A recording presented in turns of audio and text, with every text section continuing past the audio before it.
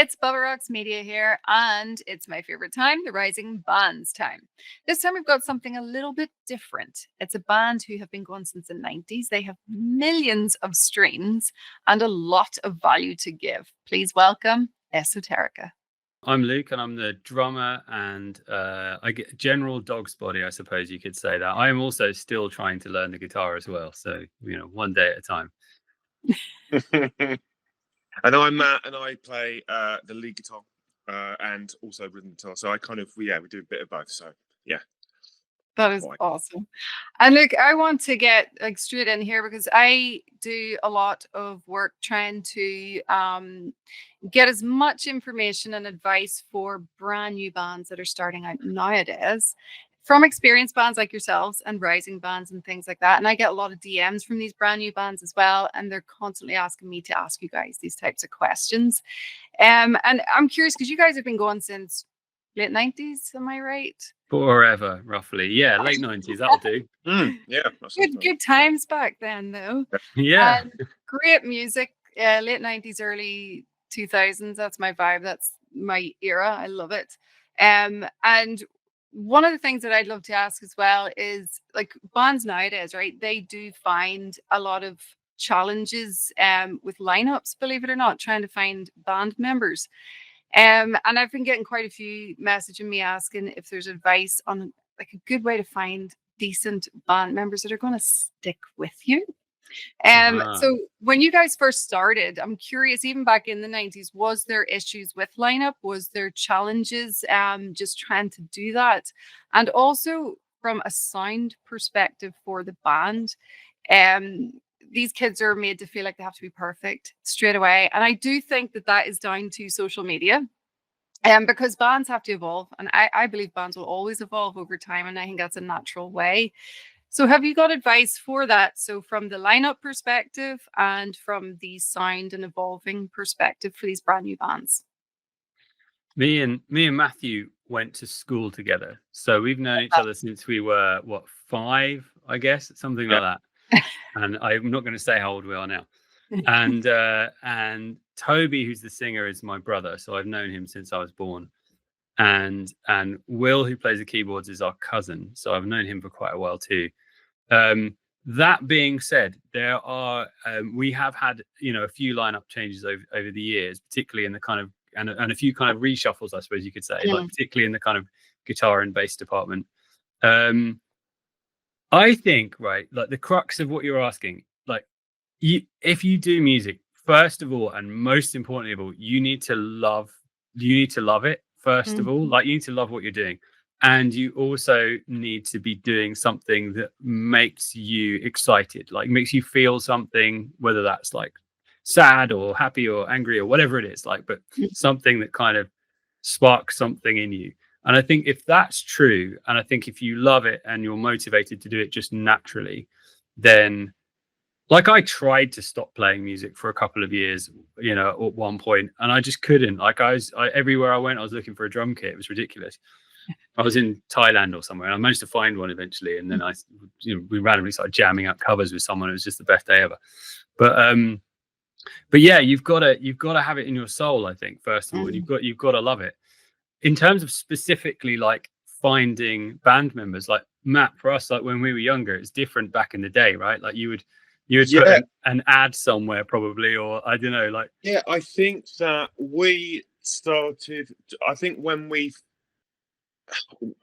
it was just a case of I knew you and Toby had a little band going on, and then it was like, oh, so and so plays, and then it was like, he'll come down, give it a go. And so we met before we even sort of ever started playing instruments in the first place. So yeah, it's I think personally for me, it was kind of a lucky circumstance to just have people in my life that were sort of also budding musicians and wanted to do the same thing. Growing up, like you say, in that era of the 90s and the MTV and watching, just videos of bands on TV, and it just kind of called to me. It just kind of sang to me. And I think that in that, I then met other people that were, had the same kind of idea that they kind of would like to do that, but also just learning how to play guitar or drums or bass like the people that they saw on TV. That was the sort of overriding kind of mission statement. It's like I'll learn how to do that as best as I possibly can, and if something comes along, which luckily it did, then great. But that music was always the sort of the binding thing, you know, just being super good at something. I think if you really want to sort of like Lou said, you know, if you really love it and you're really focused on it as much as you can be, you kind of attract other people that are, you know, you'll gain attention. You'll get known for being that person who plays drums or that person who plays bass, and eventually, you know, it kind of you create happenstance almost, if that makes any sense at all. It actually really does. That's really good. And actually, I was when I was looking at the new album coming out, I believe September 19th. Correct. And it's called Ether Metal. Am I saying that right? You're saying it right. Yay! And yay! What I actually like about that is, to me, that's capturing the genre of the band perfectly, actually. And that also takes me back to one of my favorite bands of all time, and it's Him, who have the Love Metal album, which is one of my favorite albums of all time. And they did it, you know, back in the day for the genre, which is really clever. And I think you guys doing that, it just fits perfectly. What I'd also like to know as well is, influence wise, from when you first started to now, how much has that changed? And also in regards to, you know, the evolvement of the sound of the band too. Yeah, you've nailed that, like 100%. Like ether metal, exactly. That's how kind of we think of our genre. It's ethereal and it's metal, and it's those two things kind of blended together.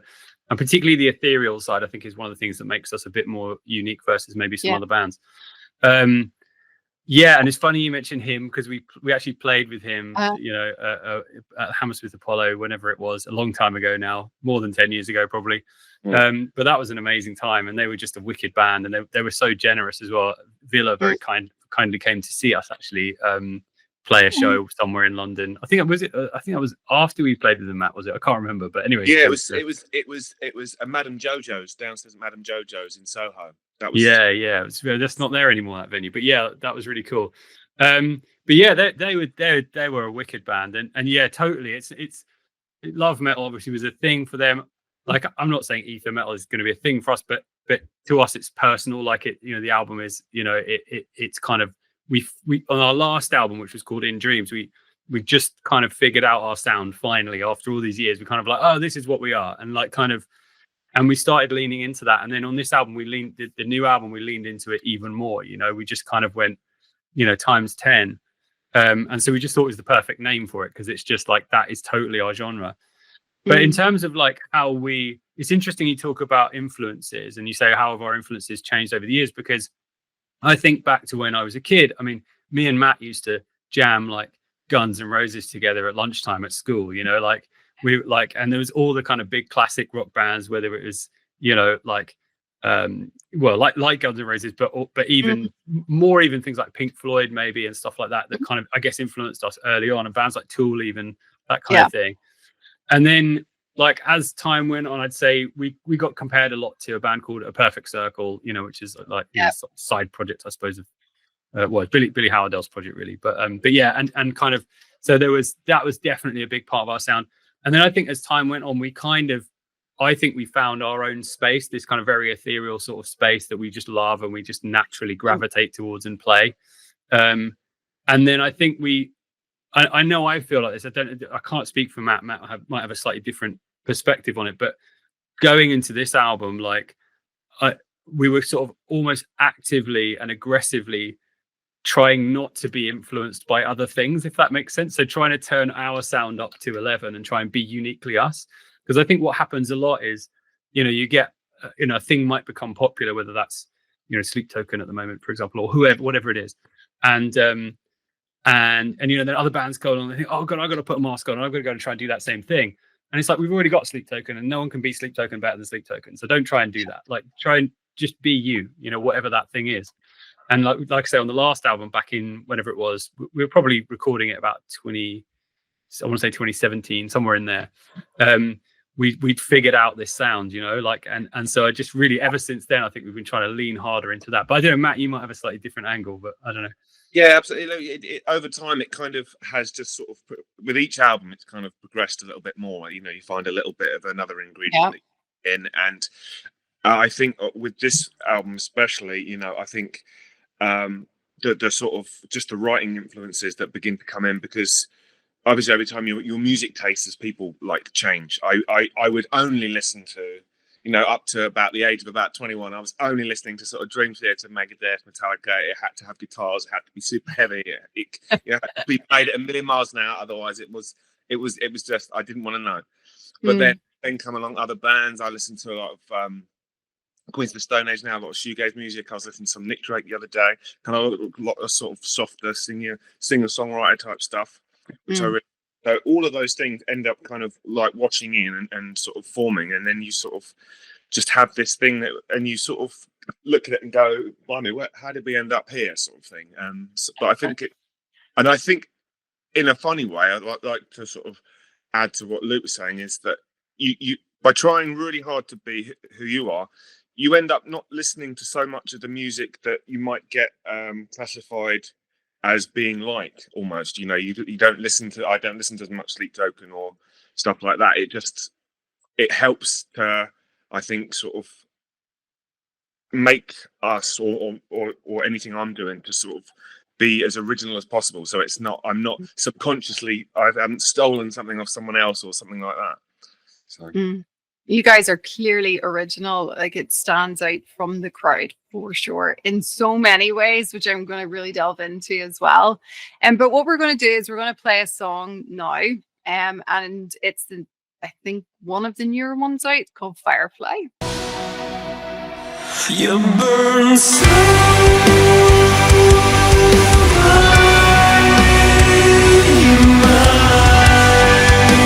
and that is one powerful song.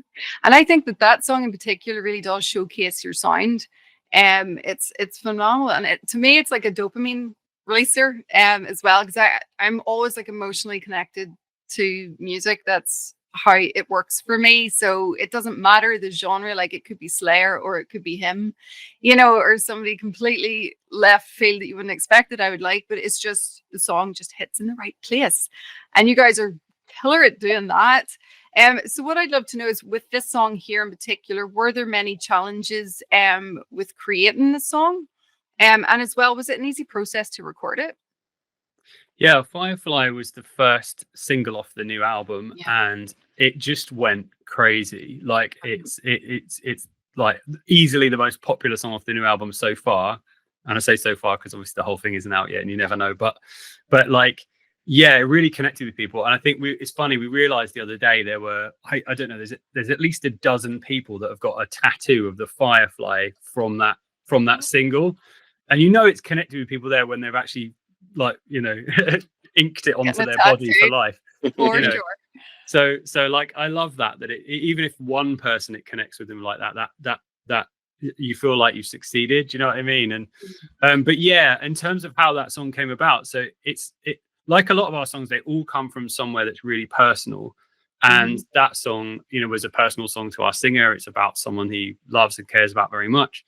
And that always matters to us. Like, whenever we write a song, it has to work in its most basic form, like on a piano or an acoustic guitar, like it has to translate in that way. And so we always kind of start there. And this song is similar to that. Toby actually, in this case, sent me like a voice note. He was in his bathroom at the time. It was all echoey. And he just sent me this voice note of the track.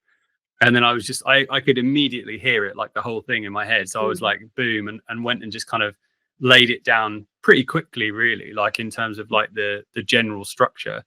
And then we kind of worked on it over years, really. We went to Middle Farm Studios and we worked with, you know, George Lever worked on engineering it. He's worked with, like, you know, Loathe and, you know, I don't know, Thornhill and stuff, like loads of different bands, like decent bands. Yeah. And yeah, Peter Miles, who runs Middle Farm, he also worked on it too. And yeah, we just kind of we kind of made this world. We went away and kind of, you know, sort of crafted this magical sound. I think it's a magical sound. It's kind of, it feels magical to me, that song. And I think the lyric connects with people as well, like on a personal level, because even if like often people put their own meanings to stuff, which is totally fine and good, but it's like but yeah, you know, when you've tapped into something, when people start connecting with it in that way. And it was also the start of like this whole epic video trilogy thing, and this almost like concept. It's not a concept album musically, but it's a concept album in terms of the videos and all that kind of stuff, which I'm sure we'll come on to. But yeah, so Firefly was the beginning of that. It was really the beginning of this idea, and it was Toby's idea. He's like the visionary, you know. He came up with this thing, and it was just like, what if we did this mad thing? And it was like, oh my god, that's crazy, that's amazing, like no one's ever done that before, that's really cool, you know, like, and then it spiraled from there. Like speaking of the visuals, I was watching the video. I was actually showing it to my partner, my son as well, and they were like, whoa. And my son, he's a real gamer, he loves gaming, and actually I'm a bit of a gamer myself, and the video itself is just incredible. Like I don't even know if I've seen anything like it. So what I'd love to know is just delving more into that, from first of all, like how does that even come about? You know, how do you do that now? Is there someone in the band that does it, or do you hire someone? Like, it's just incredible. And then also, if you've tips for the kids starting out who obviously won't be able to do that yet, but is there tools or anything that they could do now on a smaller budget to help them create a cool visual too? Because I still believe that visuals are necessary. Like, there were people in my DMs and in my comments fighting saying you don't need them nowadays, and I'm like, no, you really do. So yeah, just tell me more. It's incredible. I think if you've got that, again, that thing in your soul and you feel something, and then for us, like, we want the visuals to kind of match that, if you know what I mean. It should feel like, you know, I remember on the last album we had a song called In Dreams, and that song always felt to me like being underwater. So I was like, we've got to do the video underwater, which we did. Like, we've had this big floating tank. But for Firefly, it felt like magical. And so it felt like you have all these, like, you know, thousands of fireflies everywhere, and it would just be this magical thing. And we kind of, you know, it was in a forest and that, and we had this kind of concept. But how did we make it happen is a great question. So we can't really take certainly not, well, I was going to say any of the credit, but we can't take much of the credit, because a guy called Luis Andrade from California, he just happens to be a fan of the band. But I contacted him, and I was like, I loved his work. He works in like 3D tools, so in this case Unreal Engine, and he was like, you know, we kind of pitched to him this storyline, this concept, and was like, you know, what do you think? And he was like, yeah, this sounds amazing, I really love the song, like, you know, I think we can make something really, really amazing here. And I didn't expect that what he did in the end was going to be as good as it was. I just like it really looks like a crazy, isn't it? Yeah, like a Hollywood film or something. Like, it's mad. Incredible. And but it's love that does that. Do you know what I mean? As in a passion for your like art and your craft. If someone just spends all night, you know, every night, you know, just, and that's all they think about, and that's what you get at the end of that. That's essentially the result of someone's just hard work, because they're just so passionate about something. But like, yeah, what tools do people have? I think there are people out there. In fact, Lewis is a good example of this. Like, Lewis hadn't done music videos before, so he was kind of new to that scene, you know, and so he was kind of looking to get into that, I guess, and he was interested by it, by the idea of doing it. And so, like, normally a video like that would cost an absolute fortune, right? But he was very, very kindly able to do it for us in a budget, you know, amount that we could afford. So I think there are opportunities like that if you look for them. And I spend loads of time, like, on different platforms trying to find artists that we can work with, you know, whether that's t-shirts or whether that's designs or it's videos or like visuals for live shows or whatever. And so I've kind of over time built up this kind of catalog of different people. And then when I think, oh, we want to go and do this particular thing, I think, oh, who have I got that could do that? And then I'll contact all these people. And, you know, I think there's no substitute for that if you want to make something truly amazing, like as in working with an artist. But, you know, we have used a little bit of AI, and this is an obvious answer to your question earlier, like, what can you do that is like, if you're a younger, you know, starting up band, you know, yeah, there's AI tools, there's things like Midjourney and Kling and stuff like that, where you can like create visuals and animate them and do all that kind of stuff. And I would definitely use that if I was starting out. The trouble is like, obviously, it's still no substitute for the real thing. Like, do you know what I mean? At the moment, at least. Maybe eventually that will change. And there's a lot of debate around whether it's ethical, and because AI is obviously trained on the art from thousands of people and all that kind of stuff. So it's a bit of a can of worms. But I think if you're starting out and you're just trying to express yourself and you're trying to get a visual that matches, a beautiful thing that matches this sound that you have in your head, then I think like those tools definitely exist, and I think I would definitely use them, but just as much as I would contact an artist and work with them, collaborate. So I think that we live in such an incredible age now. When we were kids, Matt, like this palette of a billion things didn't exist, right? Like, oh yeah, the progression from like, I think the first video we ever did was like Life is Lonely, I think, which I think you can still find out on like YouTube and things like that. And from that to like something like Firefly now, it's crazy. And like Luke, so he's so good at sort of reaching out to people, and it's amazing that people sort of get in touch and they say, oh, we really love to sort of work with you guys, and they come back and they do this stuff, and you're like, oh my god, like how have you done that? It's really nice to be able to sort of see what other people sort of can visualize and want to create when they listen to it's mad. It's absolutely mad. The next video, the one that's not even out yet, I mean, it's oh yeah. I mean, in my head, it's as good as Firefly. Like it's wait till you see it. It's ridiculous. Ooh, exciting. And you mentioned there about live show visuals, because I've noticed that this seems to be happening a lot now. There's a lot of bands are doing it. Even some of the rising bands, I'm seeing them incorporating, like back in the day, it was you just had a banner with the name of the band in the background. Whereas now there's Macs being used and like visuals going everywhere in the background and stuff. And that's definitely happening more. And I'm curious from you guys as well. First of all, what can people expect from a live show from you guys? I know the tour starts soon as well, actually. So what can fans expect? And also, is there like tools again that you can recommend for these new bands starting out that they can maybe use to help utilize themselves too? That's probably a me question, isn't it, Matt? I'm sorry, because I'm hogging, aren't I? You're the go-to guy. but definitely. So for us, and especially for this album, when we've been writing songs, very deliberately we've been thinking about what the music video looks like and what that translates to in the live show, so it all feels like one thing. You think about a band like say Rammstein, for example, and I think they do this brilliantly, where it sounds like the video looks incredible and the video looks like it matches with the sound, and then the live show is kind of also incredible, and the whole thing feels like one thing, and it feels like it belongs together and it lives together. And other artists in throughout history, Marilyn Manson's similar. There's lots of artists that do this kind of thing, where everything joins together and it all feels like one thing.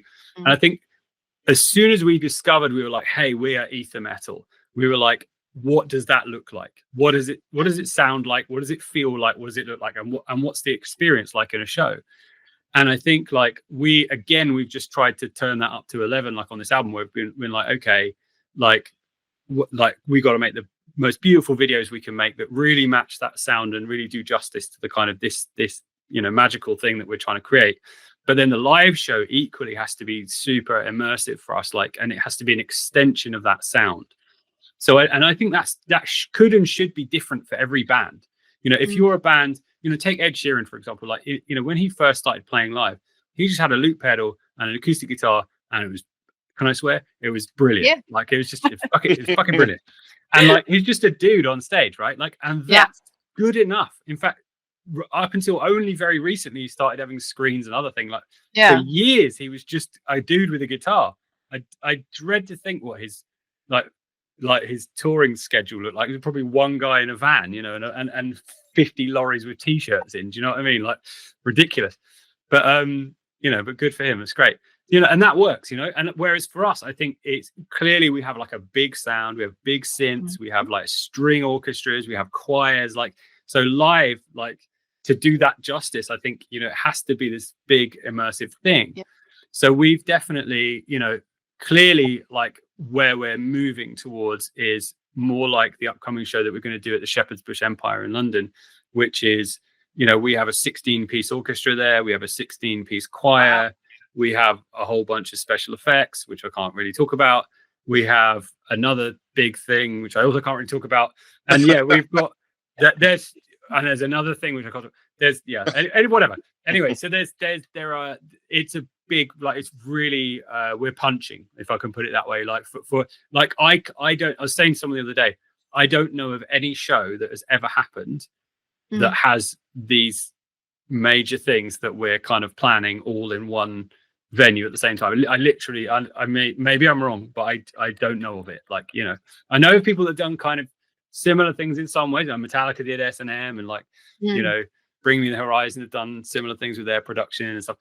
You know, so we're not the only people to have done the elements of these things, but bringing them all together. And it's not just, oh, how many things can we bring together in a show? They're all very deliberately chosen. Like, our music has strings in it. You know, the new album has a lot of choir vocals. Choir Noir very kindly came and, you know, sang on the record with us, and they did, you know, half a dozen songs. And then the other special effects and stuff are, again, very deliberately chosen. It's not like we're just, we're going to bung a laser in here for the sake of it, or we're going to whatever, you know, like we're going to have some confetti over here or whatever it is. Like, they're very, very deliberately chosen because of the songs. And we're actually having custom special effects made for specific songs, for, you know, so that it feels like they belong together. It's hard to explain without telling you specifically what it is.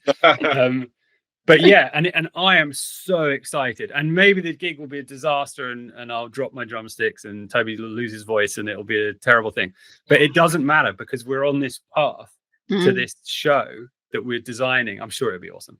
Like, you know, where we want to eventually, you know, this is going to become, I'm not saying we'll have a 16-piece orchestra in every show, because that might be ridiculous, but we're going to have this kind of bigger production and this thing that is much more of an immersive experience. And I love shows where people who come to the show feel like they're part of it, you know, and they're next to it, next to the action at various times, or maybe they're interacting with it in some way at various times. Or maybe they just get lost in it at various times, you know. And I think, like, you know, that's something that we hear from our fans a lot. Is like they'll kind of, you know, they'll come to a show and they'll be like, oh my God, is it finished already? It was only an hour and 15. What? It was an hour and 15 minutes? What happened? Like, and they just don't even know, because they've just got lost. Do you know what I mean? And I love that. I think that's you want people to be, I call it in flow, you know, you want people to be in flow for the show. So yeah, it's a big thing, and like, there's been a huge amount of preparation for it, huge amount, ridiculous, more than anything we've ever done before. We've done some pretty big shows before, but this one is like is the one for sure. And then, like, the other shows we're doing on the tour are smaller, like they're just in smaller venues, because, you know, we're still growing those places, and I would packing out venues, but they're just smaller, so we can't do that same production in those places yet. But I think soon we will be able to. So I think it's very exciting. It's an exciting time. Sounds like it's going to be insane. And like, see, even for me, you know, like all these things going on, like with, you know, ADHD and stuff, that's perfect kind of show for me. I would absolutely love that. And look, you guys are no strangers to touring and performing and things like that. And like we mentioned earlier, you have supported him, and you've supported Marilyn Manson, I believe, a few times. And what I'd love to know is, from supporting big names, especially when, you know, you were earlier in the band, in the career, did you learn anything from these bands that helped you to develop as a band? And also, is there anything that you can recommend to new bands to get support gigs? Matthew, either one of you. Matt, what are you saying? What did you learn from? I would say what's interesting now is looking back is like, I sort of find myself thinking, if we could do those things again, what would we do different? And like, on the performing side, I think we did pretty well, and I think it all went well. You know, we rehearsed lots and made sure we were sort of as good as we possibly could be.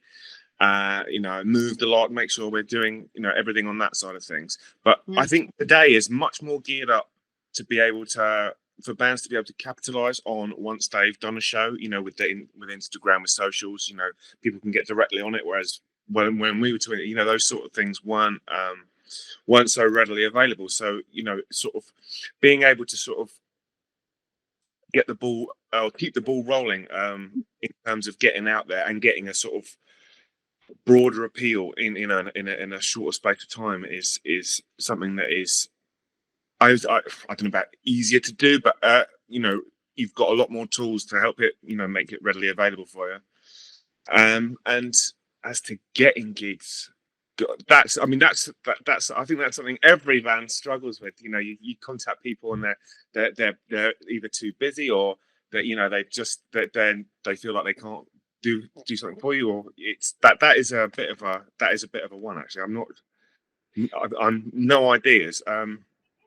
Yeah, no idea. Well, I'll tell you what I think, Matt. Right, so but I agree with you 100%. By the way, but yeah, that's the hardest thing, I think. Yeah, and just flipping it around the other way, like when we announce a tour, we get probably at least 20 bands will ask us if they can come on the tour, and we're not going to take all 20 of them, right? Like so we're going to pick one.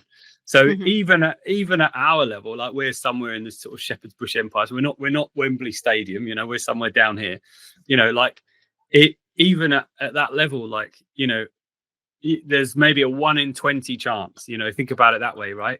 But I think the more you go up the ranks, the more people there are, because they're putting it out to agents often and whatever. And there's so you might have dozens and dozens of bands, like who are kind of pitching for any one tour. So I think the key piece of advice I would give to any up and coming band is don't be disappointed if you don't get it, basically, first of all, because just the odds are against you, and that's fine. That's fine, and it's good, and it's normal. That's great. I think if you're genuinely a band starting out from the beginning, first of all, you need to get to know your instrument, and you need to get to know your tools, and you need to make the best thing you can possibly make. And whenever we make an album, we don't write 10 or 11 songs or whatever it is. We write like 100 songs, and we'll pick one out of every 10 will be good enough for us, and we're quite, I'll say, experienced maybe is the word, at kind of writing a fairly good song in the first place. So all the 100 are probably all right, on some level, and probably at least half of them are probably good, and a quarter of them are probably really good, so it's kind of, we're really being really quite choosy about what we think we're going to go with. And I think if you're a new band, you've kind of got to do a similar, I'm not saying write 100 songs, but I am saying, although yeah, probably, but it's like, but you need to be great, first of all. You need to be great for yourself first and foremost, but you also need to be great in the eyes of others. And it's no good playing it to your mum or your sister or your girlfriend or whatever, because they'll go, oh yeah, it's brilliant, I love it, it's great. What you need to do is put it on the internet, and then you'll quickly find out if it's popular, because either it will get loads of likes and shares and it will go bananas, or it won't. And TikTok is a great platform for that these days. I think if you're a new artist, I'd just be slinging out tracks as quickly as I could, just trying to figure out, okay, what's good, and what am I, you know what I mean? Yeah. And then once you've done that, then you need to build an audience, and again, I'd use TikTok again as a good example, but it doesn't have to be TikTok. It could be YouTube. It could be, just playing every pub in the country if you want to. Some bands do it. Him did it that way, frankly, in the early days before Bam Margera found them and then made them famous on the telly.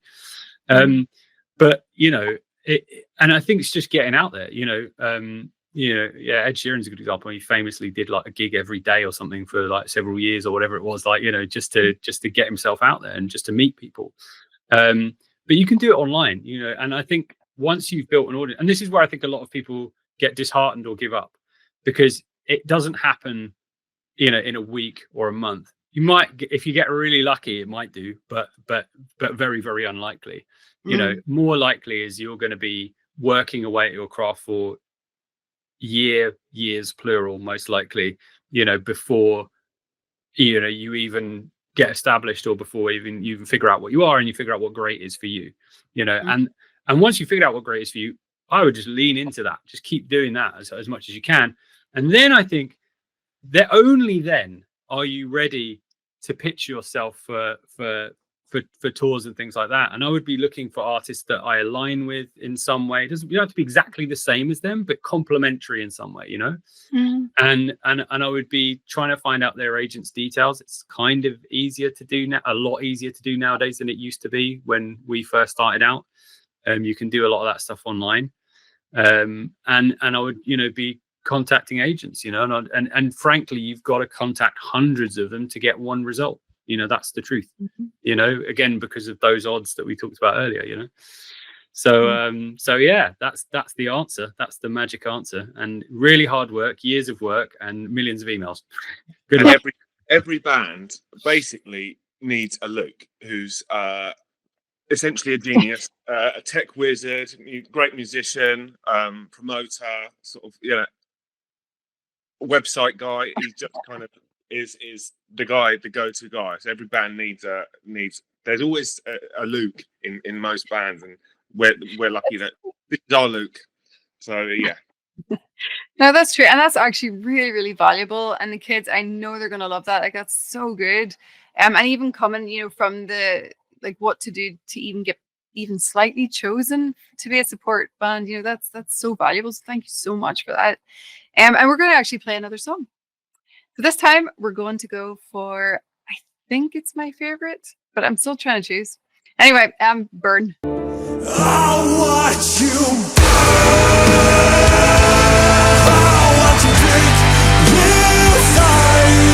Absolutely love that one. I love it's more like kind of gothic vibe, but also those riffs, they're killer.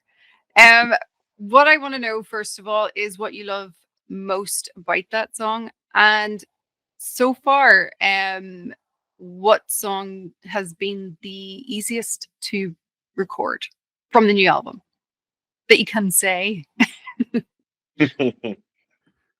Shall I, Matt, or do you want to?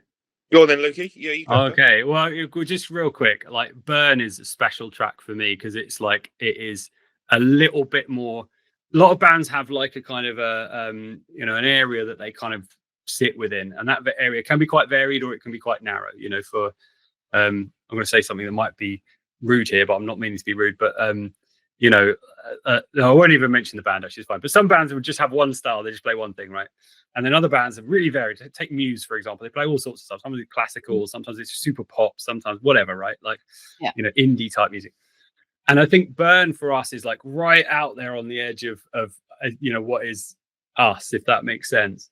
And it just sounds like a James Bond theme to me. I love it. I just think it's just got like some real specialness about it. But Matt, sorry, I interrupted. You were going to answer this one, right? Oh, no, are we talking favourite song of the album so far for each of us? Oh, yeah, I think it's got to be between Burn and probably Paper Skull. I just like the fact that they've kind of got little sort of different bits to them. You know, they've got kind of all elements. Yeah, it's all kind of still us. But recording wise, they were the worst ones, particularly for anything with a solo. Always takes me about 30 years to write the solo. And I can never record first take, or it takes ages and ages. That is absolutely not true. And then a lot of tweaking from Luke in the scenes, basically pasting all my naff takes together to rubbish. Fairly good. No, you nail it every time. But yeah, I just remembered you said what was the easiest one to. By the way, I agree with Matt. Like Paper Skull and Burn are definitely two of my favorites. The other one is Alive, which is the next single, which is out next Friday. This Friday. Oh, wow, Jesus. Oh wow. Yeah. So anyway, but yeah, Alive is the next single, and it's and that one for me is they're my top three. And the Alive was actually the easiest one to write. Easiest, or let me rephrase that. It was the one that took the shortest amount of time to write, because a friend of mine very sadly died, and like the following day, and I just happened to be at Middle Farm at the time, and the following day, I was like in a strange headspace, you know, like I was feeling emotional and stuff, and I just kind of I went into the kitchen there, actually, not even the studio. I was in the kitchen, and I just had a laptop and a keyboard and a guitar and stuff. and I just heard this riff in my head, and this whole thing, and I was just like, and I wanted to make it special for this person. Do you know what I mean? So it was kind of, it meant something to me, and I basically put that song down in, I don't know, half an hour, something like that. And then I brought it into the control room where everyone was, because they were working on a different song, like some piano parts or something for a different song. And I came in and I played it to the guys, and Toby listened to it and he was like, oh my God. And he was like, I know exactly what this is. And he was like, and so then he went into the kitchen and he recorded the vocal in the kitchen at Middle Farm to this song. And it was like, and we pretty much flashed to bang, like we finished the song probably in about an hour, or an hour or two, something like that.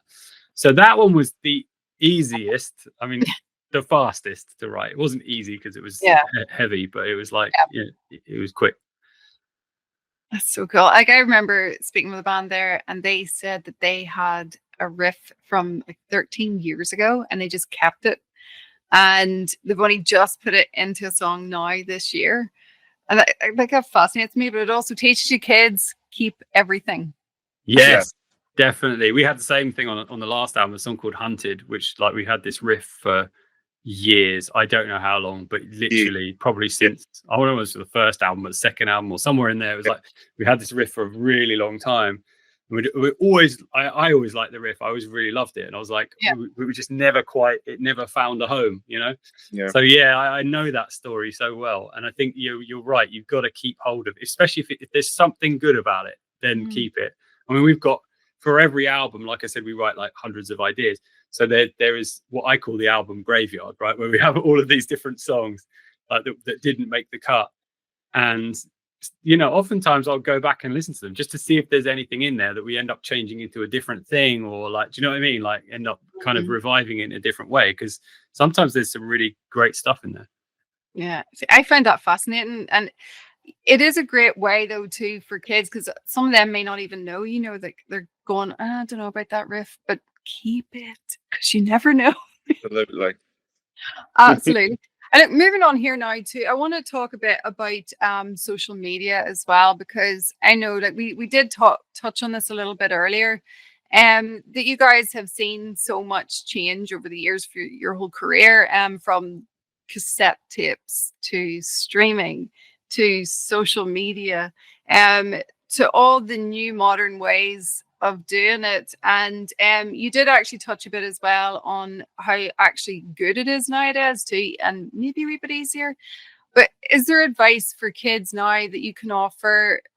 Because a lot of them actually feel, and this is a lot of stuff that they're messaging me, asking me, they feel overwhelmed. They don't really know where to begin. Again, there's this feeling of having to be perfect straight away, or having to know how to do everything, including social media. But do you guys have tips now for the modern world, as opposed to back in the 90s, the good old days, that you can offer to them to help them kind of remove some of that overwhelm and give them a wee bit of hope? Yeah, I think like it kind of ties a bit to what we were talking about earlier, but yeah, like I still think you've got to be doing something great, whether that's the best widdly guitarist, or whether that's because you've got a really cool folk sound that just no one else is doing, or whether it's you've just got a beautiful song that just connects with people, or whatever it is. And there's loads of different flavors of that, right?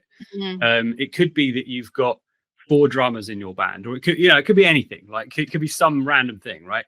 But there's got to be something, I think, that either sets you apart or that makes you stand out or better than everybody else in some. I say better, I don't necessarily better, but different, like that makes you different to everybody else, and great. And I think that, like, I've always said, like, for years I've kind of studied, like, just for my own curiosity, like how people get famous, and I watch documentaries, and I'm super fascinated by that. Like, I've watched documentaries about Coldplay and Oasis, and massive bands, and Metallica, all sorts of things, right? And they always have 2 things in common. I think for any really, most artists, when you talk about this kind of stuff, they're talking about they want to be successful, and successful to some people is, I've written a song which I love, and that's it. Like, and I don't need anyone to hear it, and that's fine. Like, and then to other people, it's like, I want to be famous, or I want to be rich. Or for other people, it's like, I want to sell out a massive concert and I want to have this incredible experience, you know, or whatever, right? And some people just want to be recording artists and so on and so on. So success is different to different people. But in this particular context, what I'm talking about is an artist being, you know, big, you know, in so far as having, you know, lots and lots of fans. And they always have two things in common. And it's this. One, they have something that connects with people. Like you take, whether it's the crazy frog song, which makes people go, oh, it's really funny, or whether it's like, you know, something that wrenches your heart out and, you know, whatever, or whether it's something that makes people go, oh my God, that's incredible. How did they do that? Or what it's something that connects with people on some level and creates a reaction and creates that kind of thing. And the second thing is they have some medium that allows them to reach a large audience, ideally millions of people. But if not, definitely thousands, but probably more likely hundreds of thousands, you know, and whether that's radio or whether that's, you know, TikTok viral thing, or whether that's like, you know, there's, or whether, you know, it could be also, it could be a movie soundtrack. It could be they've just toured and they've got tour supports with really big artists and they've played to hundreds of thousands of people on tour.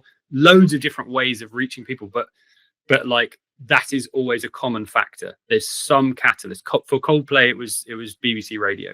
Like someone at the radio station just decided this is the greatest band ever. We're going to put them on rotation. Like, and that was it. Game over.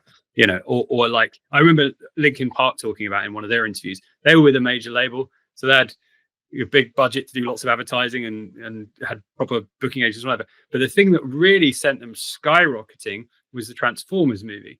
Like before they were on that, they were like, we were a big band. But they were like, when we did that movie, oh my God, like we went from playing like theaters or whatever it was to playing like stadiums. Like it was like ridiculous. Yeah. So that for I mean, it's a slightly unusual case, but that for them is a good example of a catalyst that can take you from like nothing to, I mean, but it's still got to connect with people, because it's no good. You can have, and this is where I think a lot of bands, like when they're starting out, go wrong, because they forget the piece about you've got to have something that connects with people. That first part, super important, because if you don't do that, you could have a viral TikTok moment because you just happen to have the right caption or whatever. But if it doesn't connect with people, it won't stick. Those people won't stay with you. You know, they'll go off to the next craze over there, or they'll see you at the show and they'll go, yeah, they were all right. And then they'll go off and then they'll go and do something else. Right. So you've got to have something that is able to stick and connect with people and bring them with you on the journey. So I think it's like that is I can't even remember what the question was, but that's the advice. But no, that's because it was just building on what we'd spoke about earlier. And I actually think that's perfect. And actually that makes me think of Youngblood too. He is the perfect example of that. Now he's in the stratosphere as well. So that's so great. Like, oh my God, you guys are so full of insight. This is great. The kids are going to love this. But the other thing I want to ask as well, just quickly, is it's another question that I'm getting asked a lot by the kids is for touring. And again, we're going to have to go back to if you've tips that you learned when you first started out. First of all, about money saving tricks and tips. Like I had somebody else mention, just eat McDonald's or buy sandwiches, you know, it'll save you money. But then from the reality part of touring, where like there's boredom, it can get boring sometimes. Like kids have this different, you know, romantic idea of it, party on, all this kind of thing, but there is a lot of waiting around and things like that too. So do you have tips from that perspective as well?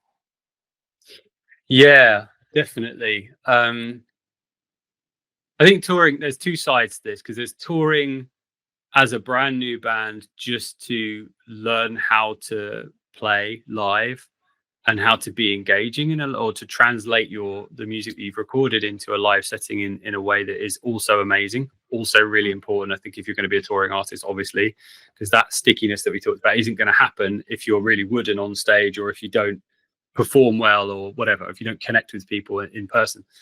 There's that side of things. And then there's like touring once you've figured all that out, you know, and there's like, you know, touring, like what we're doing, essentially, we're trying to grow our fan base. Like we have a fan base, we're trying to grow it.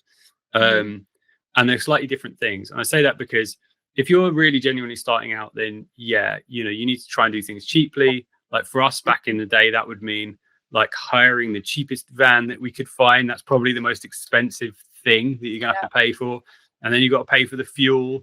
So I mean, like we always, you know, and in fact, we're still really doing this in a way. Like we've concentrated a lot of our energy in the UK, because if you go and play in like Poland or something, you're going to spend a damn fortune on fuel and tolls and all that kind of stuff. So let's assume you're just staying within the country you're in, you know. Yeah, and then you've got to sell merch, right? Merch is for us is probably, it's not quite half, but it's nearly half of all the money we would make out of a tour. You know, the other big chunk is obviously ticket revenue. So so I think, you know, if you're not the headline act, then you're not getting any ticket revenue. If you're lucky, you're going to be getting, and you should be getting, frankly, you know, a day rate for playing. So in other words, whoever the headline act should be paying you for playing, ideally. But if you're not bringing people along, in other words, if you haven't yet established that audience, then maybe you're playing for free. So that's tricky. So therefore, merch is really important, right? You've got to have great t-shirts, you know, and this is the point you talked about earlier. You've got to be good at everything, right? Kind of true in this day and age, sadly, but not so hard. I mean, you can go there, you know, you can go on Fiverr or something if you really don't know someone who's a good artist, or you can go and just type in merch designs into, you know, into Google or into Instagram or whatever, and go and hunt down people who do cool merch, you know, and some of them will be affordable, you know, like, and stuff. But if you have great designs, think about, would you want to wear it? And not would you want to wear it, but would your mate want to wear it? And whatever, like, does it look cool? And is it just something that people want to buy? I remember when we did that first Marilyn Manson tour, we sold black Christmas hats, right? And we completely sold out of them, because not because people wanted an Esoterica Christmas hat, but because they wanted a goth Christmas hat, right? Which is cool. Yeah. You know, like, but that kind of matters on the road, because that ends up paying for your fuel, you know what I mean? And or whatever else, right? So I would say definitely get your merch right, you know, and all that kind of stuff. And I think the other thing for us nowadays, like, we think a lot about marketing. So we actually promote our own shows and we market our own shows. And I think there's a kind of a rule of thumb, which I wish I'd known when we first started out, which is, someone said this to me a few years ago, and I thought, God, that's so true. They said, you should spend, if you spend £100 making an album, you should spend £100 promoting it. In other words, 50% of your entire budget should be spent on marketing. And I totally believe that. I think you can be lucky, and you can, you know, you can work really hard on TikTok, for example. You can build up an audience that way, and there are ways of doing it for free. But I think even once you've done that, you've still got to remarket to those people to be able to get them to buy tickets. Like, you know what I mean? So there's kind of, and TikTok is a great example of a platform where if you just go on there and say, buy my tickets, then people aren't going to do it. Like, you need to sell to them in a very different way, softly, if I can put it that way. Anyway, the point is for us, if we get people to come to the show, then we're going to sell merch. So we'll sell more tickets, we'll sell more merch. And so we're almost at a point where we spend like as much on advertising as we do putting on the tour. Do you know what I mean? Like, so, and that's right. That's as it should be. And then if you do that and people come to the show, then you're going to sell the merch, you're going to sell the tickets, you're going to, and all the other stuff. And then hopefully they'll come to the next show the next time you do it, because they'll come and that stickiness happens. They see it, they go, oh my God, this is awesome. I feel it. This is great. And they want to come back again. So you've almost got to be like a kind of business minded about it. You know what I mean? Like, in a way. And don't get me wrong, like, first and foremost, I love music. I'm not in it for money. Do you know what I mean? Like, we do it for love. But at some point you kind of have to go, okay, you got to think about it like a business, you know, and then kind of go, okay, we need to do this and we need to do this and we need to do this. And then when you do it and it works, it's like, woo. So yeah, but it's tough. No one tells you that at the beginning. No one's like, I know so many bands who write incredible albums, do this incredible production, make this amazing merch, and then do no marketing. And then it's like, and no one comes to their show, and they're like, oh, why did no one come to the show? It's rubbish. And I'm like, well, because you did no marketing. So like, bit of a problem. There's lots to still do. And that's actually really important as well. And look, we're going to play another song. And we're going back in time a little bit. This one is In Dreams.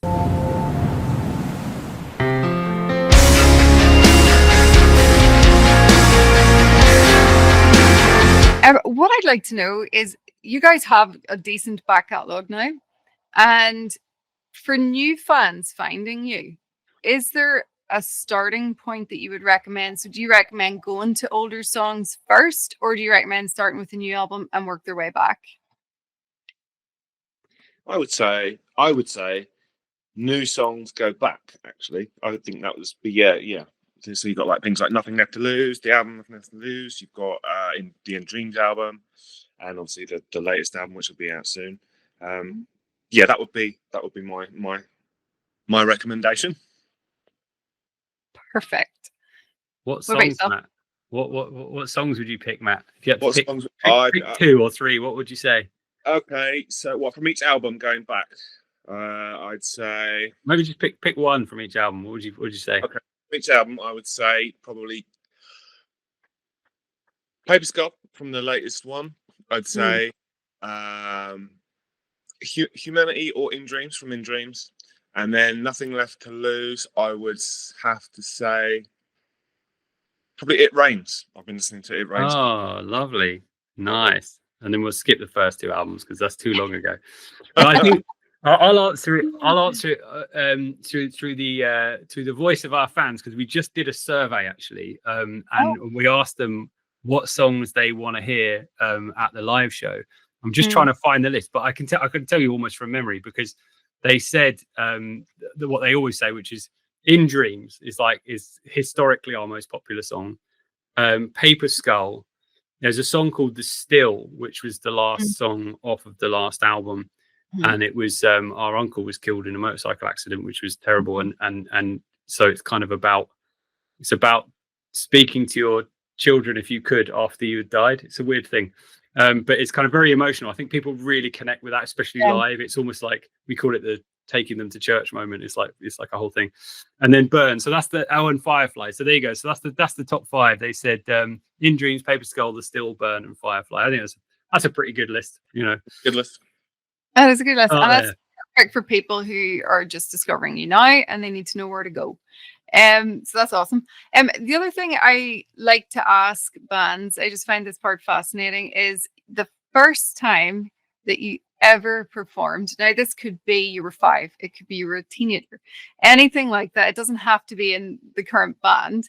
But can you remember the first time that you ever did a performance, and did anything happen that has stayed with you even right through to now? I think, what was mine? I want to say it was, I had to sing the Away in the Manger solo in my nativity, dressed as a cowboy. And I was really terrified, nervous about it. And I think I was saying to the music teacher, Mrs. Steerbold, at the time, I said, I just don't want to do it. I just don't want to do it. What am I going to do? What am I going to do?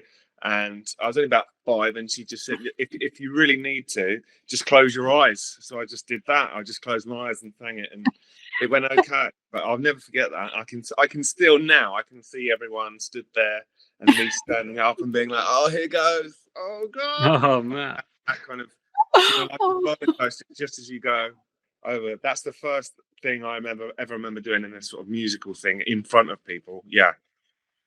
And it never put you off either. No. No, you can't. That's the key, isn't it? Like, in fact, I think that they famously say, don't they, like the most successful people in the world, the thing they all have in common is they never give up. They Never give up. Get used to failure or whatever it is, something like that. You're like, just Definitely they failed the most, basically. Yeah, for sure. The most successful people failed the most. But yeah, I remember at school, like, I can't remember, this one just would stick with me because I was with a friend of mine, a lovely guy, and I think he was playing piano, I was playing guitar, something like that. And we were doing like a Beatles song for like a school assembly, and one or other of us, I can't remember who it was, just like completely froze, and it was a total car crash. And then like someone else had to kind of like cut in and just like, cut us off, because it was a car crash. It was awful. And that's just always stuck with me because it was a car crash. And like, but I think there's been loads of stuff like that over the years, like where stuff's kind of gone wrong, and it's that thing again, isn't it? You just got to keep failing, and then at some point you fail less, Yeah. Well, that's always great to hear, because there are younger ones, and they have a show and they mess up, but like it happens to everybody, guys. So don't worry. 100%. Keep on and never give up. And that is true. And like, I love the saying, it takes 10 years to be an overnight success. Yeah, I love that. Well, for us, 20, but yeah. And counting. You guys are doing pretty well. So moving on here, I'm a fan of cover songs if they're done right. Again, Hymn's cover song of Wicked Game, damn. And then I have a new obsession, which is a band called Blind Channel, and they covered Left Outside Alone by Anastasia. Yeah. I can't cool. stop playing that song. Check it out if you haven't yet. It is insane. And you guys have done a cover. Silence by Delirium. And Sarah McLachlan, wasn't it? Yep. Yeah. So I'm curious as to like when a band chooses a cover to do, and you guys did this one really well. What was it that made you choose that song? And then also, is there any like covers to come or that you would just love to be able to do one day? Yeah, so that one's my fault. So we like that. I was just a big fan of certain trance and dance. I've got really eclectic like musical taste, so I listen to a lot of stuff.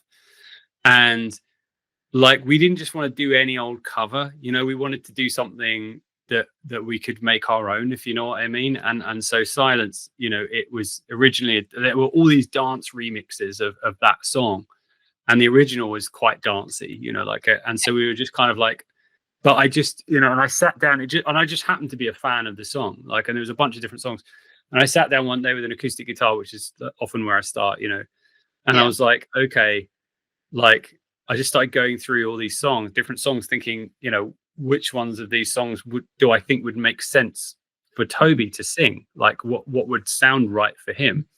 And I was just kind of jamming it out like as a rock song, really. And it just seemed perfect, And then he came into the studio and we were like recording it, and it was one of the first times. It's something Billie Eilish does, right? Which is you record like 30 takes, and then you take a tiny little snippet of the best bit of each of those 30 takes. So you end up with this kind of like Frankenstein of like, and we did that basically on Silence. He did like, it wasn't 30, we probably did like 10 takes, and I picked all the best bits from the vocal, and we had this just wicked vocal, and then built up this rock song, but we wanted to make it our own. But I think in the future, we've done a couple of covers, because we also did a New Order cover on the last album as well, of True Faith. And that was really popular for us. Like it's on our top 5 still, I think, on Spotify and stuff like that. But I think in the future, for me, we've played live a couple of times a song called Love You to Death by Typho Negative. And I'd love to do that again, not necessarily even record it, but I'd just love to play it again. I just love the song. So just like, that's always one that's Matt, what do you reckon? Is there anything you'd want to do? Yeah, it's always trying to pick a song that's kind of, that maybe hasn't been done before, that sort of would lend itself to what you're doing. Or there's a song by Depeche Mode called World in My Eyes, which I think we could do a pretty good version of. I don't know whether the other guys would agree or even like the song, but that's always, from the first time I ever heard it, I was like, oh, that was, yeah. When it's kind of like you listen to something, you go, oh, I wish I wrote that, or I wish I came up with that. It's one of those songs for me. It's always kind of, yeah. That's cool. And actually, we're going to play Silence so that the folks listening can get what we're talking about right now. So here it is, guys. Silence. In this white wave, I am sinking in this silence. I have a curiosity here as well for bigger bands. When you have a larger catalog, like, see when you're picking your set list, how do you do it? Like, is it rock, paper, scissors, like, how do you choose which songs, or is it like you said, you go by that survey and that will obviously help? And then obviously the newer stuff too, that you would be playing. That's such an easy and a hard question to answer. Like in general, I think when people go to a show, this is something Michael Jackson always used to say, people want to hear the hits and they want to hear the song they know. Like, in other words, they want to hear it kind of played the way that they know it, right? And there's kind of a lot of truth to that. So for us, like, yeah, definitely we've got, and if you look across YouTube and Spotify and Apple Music and all these different places, like, it's pretty clear, like, roughly what our top 20 is. Yeah. So like we're usually thinking, okay, we're probably going to play those songs. That being said, that's quite different to saying, how are you going to craft a set list, and also how you're going to keep it fresh and interesting, like for the fans that come and see you every show. You know, like there's a lot of those people who just like travel around to the shows, which is cool. I love those people; they're awesome.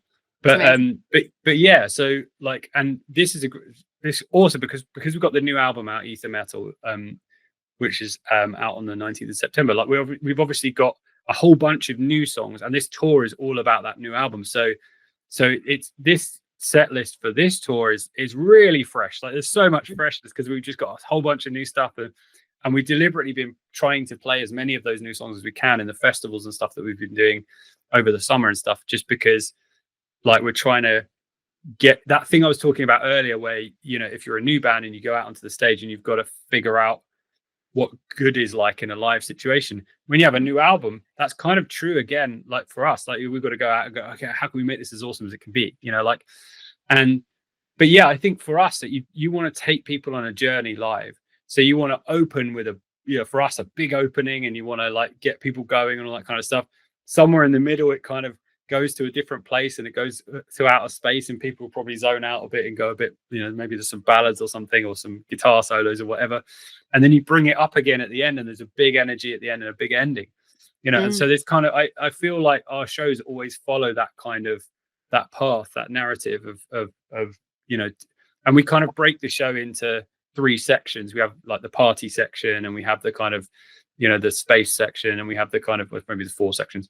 And then there's the big ending, you know, like, so or what we call take them to church as well at the end, like, you know.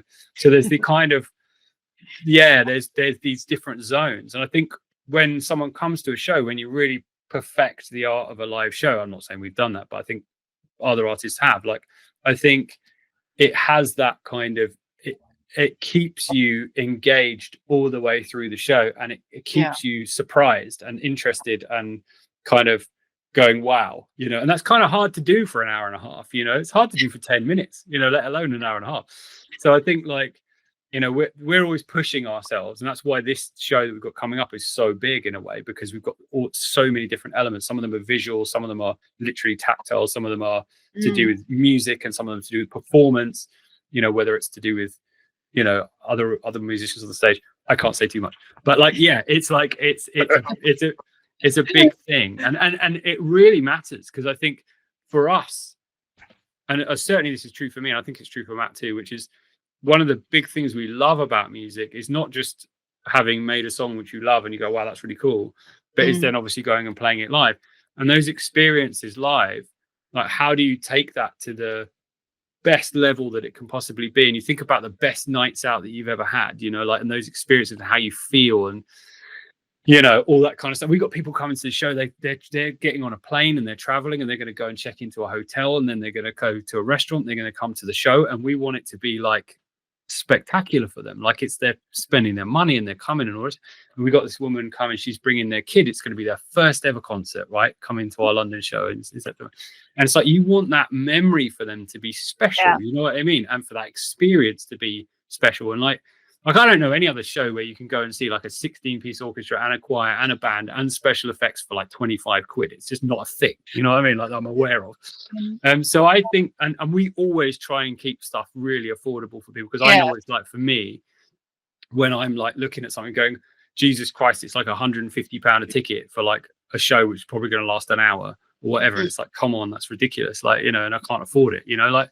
So you want people to be able to go and to have access to it and all that stuff. So but you also want to put on the best show you can. So it's kind of like, that's our juggling act these days, is just trying to really do that amazing thing. So, but picking a set list is super an important part of that, because it's like that journey, making sure you satisfy people who hear the songs they want to hear, but also surprise them with something really awesome that they weren't expecting.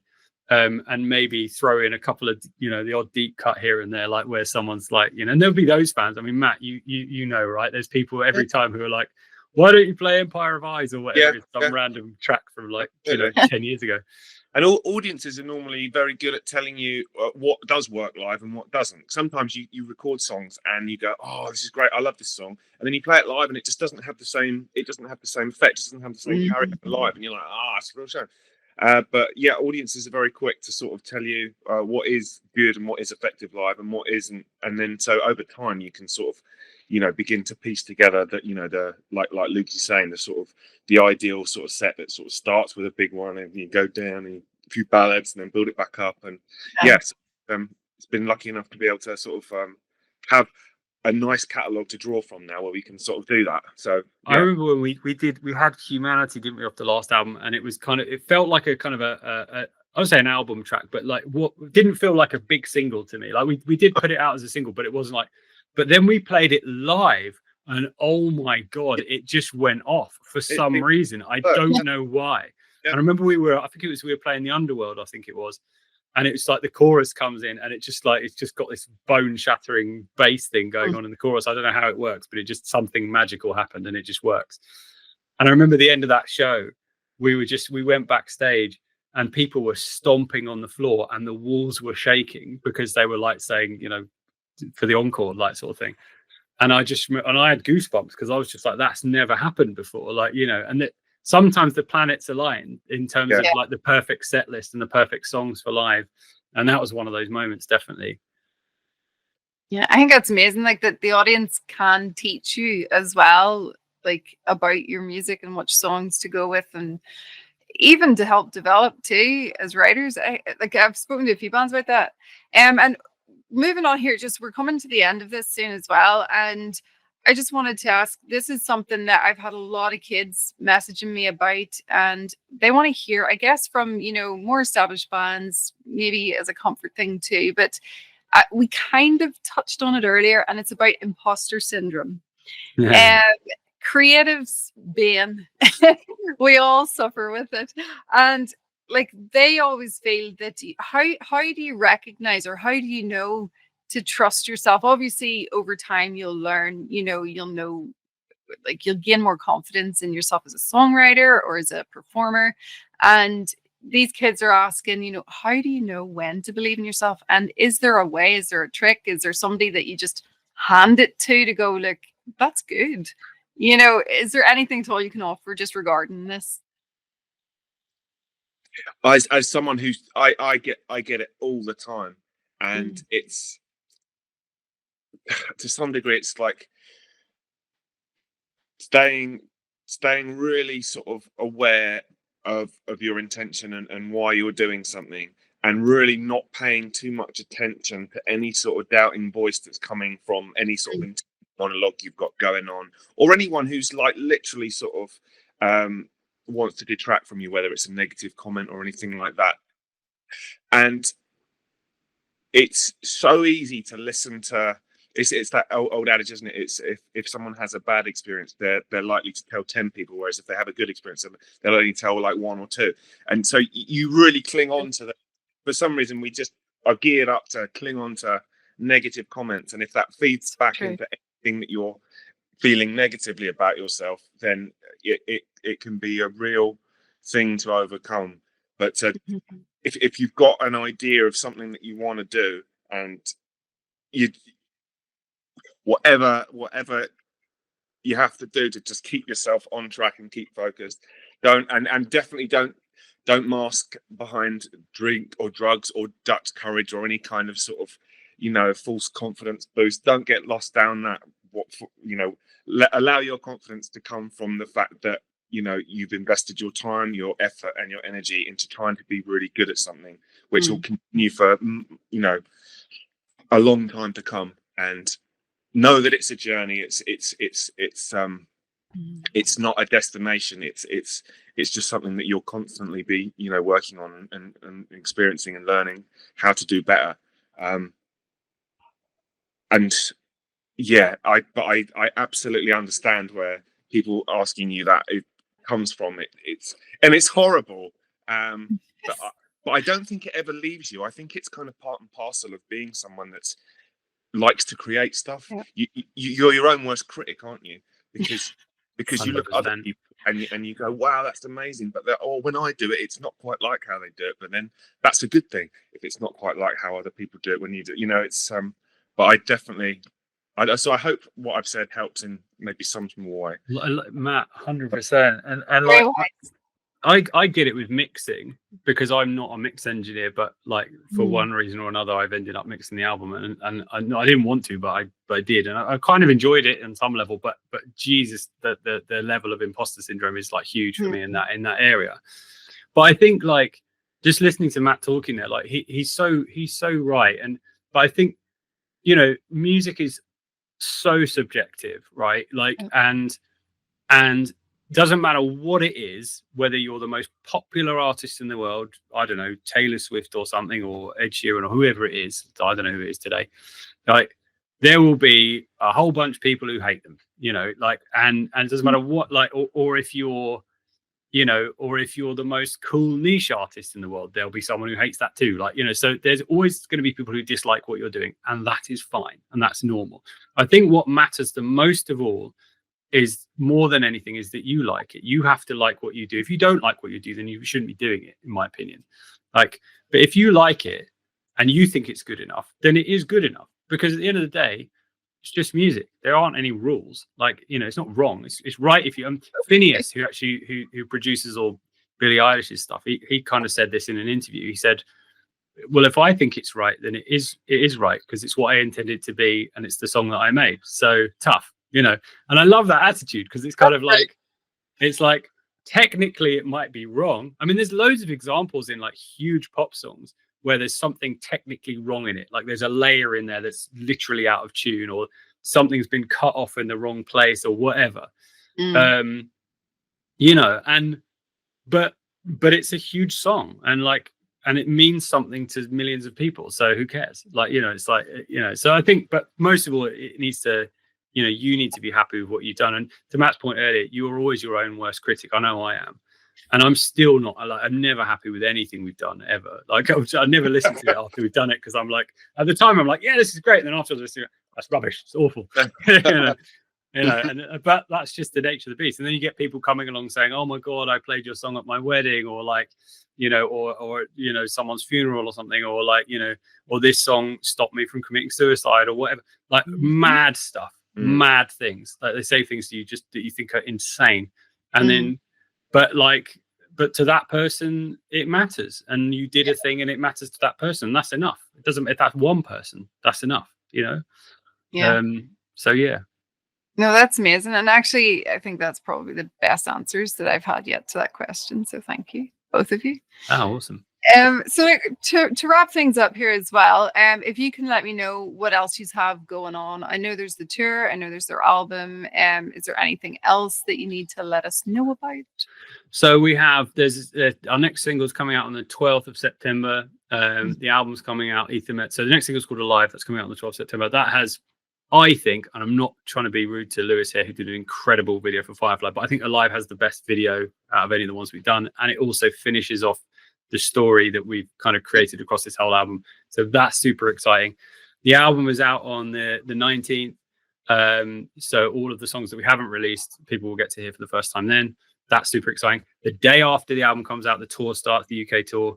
And the London show specifically is like a much bigger thing, obviously, with the orchestra and the choir and the big production. So I would urge people to come to that if they are feeling so inclined. And then after that, we have some other things that we are discussing that haven't been confirmed yet that we can't talk about. So. We will keep us all informed then. But they are bigger and better than anything we've done before. So, which is, I think, that's one of the things that kind of drives me is like, I always think it's like when we booked Abbey Road to go and play with the orchestra that time. I was trying to think, what is the most amazing thing that we could do? I'm always asking myself that question. That's good advice for any artist, actually. Like, just think, what's the most amazing thing I could do, and just try and do that. So yeah, so that's that. I asked myself that question again earlier this year, and so yeah, that's what we're thinking about for afterwards. But I can't tell you what it is. So that's a rubbish answer. I'm sorry. No, exciting things to come though. That's stuff to look forward to. So what we're going to do is we're going to play out with the song Paper Skull. And just as a final question, what I'd like to do is ask you, what do you hope that your fans take from your music now, as well as 20 to 50 years from now? Go on, Matt.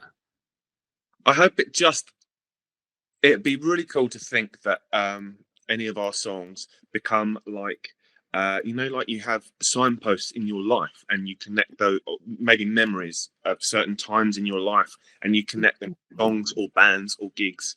I know I have like loads, I ever went, first time I ever got punched in the mouth, it was Fear Factory in 1998.